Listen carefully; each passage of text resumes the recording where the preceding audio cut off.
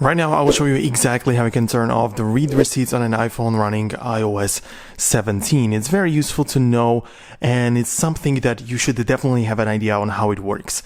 So as of right now, what you have to do is to open up the settings and, not the settings, but the actual messages chat, which is with someone using iMessage. You can see that there is a blue bubble right here and a couple of blue bubbles here, so it's definitely using iMessage.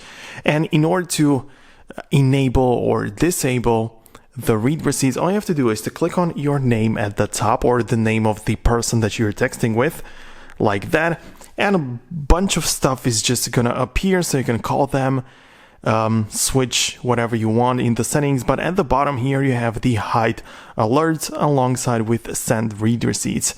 So send read receipts is supposed to be turned off in case you want to disable it and not happen it again. Like, in case you don't want to send the read receipts, obviously you need to make sure that it is turned off. Now you will have to go through the conversations one by one to enable it the way that you want, but yeah, this is something that you should know about, and this is exactly how it works. And of course, this device is running iOS 17, but it doesn't really matter that much which version your device is running, because the process is very similar. So this is gonna be about it.